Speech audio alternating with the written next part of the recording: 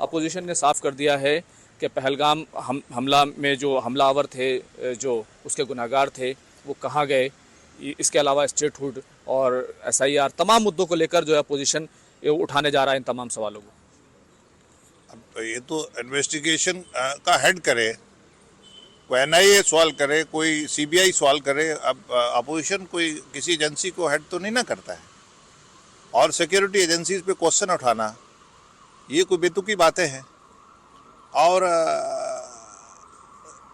मुझे लगता है उनके पास मुद्दा नहीं है कोई भी। जब प्राइम मिनिस्टर साहब, होम मिनिस्टर साहब ने बोला है हम दे रहे हैं, स्टेट हम ही देंगे, हमारे पास ही नंबर है, वो पॉलिटिकल स्टंट क्यों मारते हैं?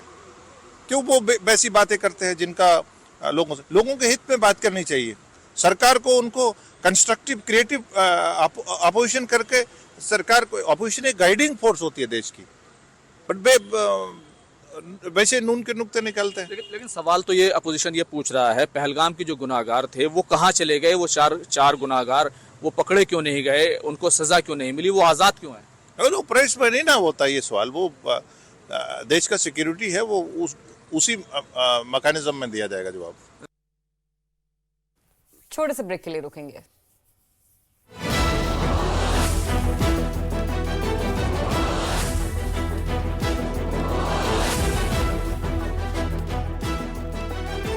अगर दर्द से जगदीप धनखड़ ने उपराष्ट्रपति पद से दिया इस्तीफा। जगदीप धनखड़ ने स्वास्थ्य कारणों से इस्तीफा दिया। जगदीप धनखड़ 2022 में चुने गए थे उपराष्ट्रपति, 2027 तक था कार्यकाल। लोकसभा में अगले सप्ताह 16 घंटे तक चलेगी ऑपरेशन सिंदूर पर चर्चा। पीएम मोदी के जवाब पर अड़ा विपक्ष। स्पीकर ओम बिरला ने कहा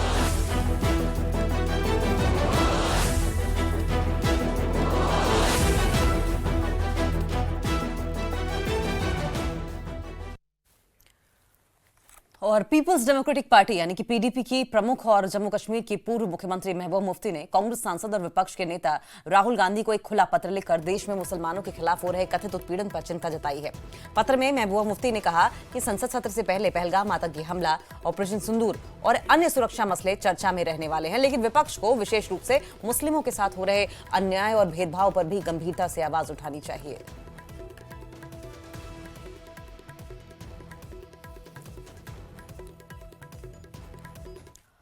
और कटरा में माता वैष्णो देवी यात्रा एक बार फिर से ताराकोट मार्ग से सुचारू रूप से शुरू कर दी गई है। जानकारी के मुताबिक पारंपरिक भवन मार्ग पर हुए भूस्खलन के चलते वहां आवाजाही को अस्थायी तौर पर बंद कर दिया गया है। श्री माता वैष्णो देवी श्राइन बोर्ड की ओर से लगातार लाउडस्पीकर और अनाउंसमेंट के जरिए श्रद्धालुओं को जानकारी दी जा रही है कि वे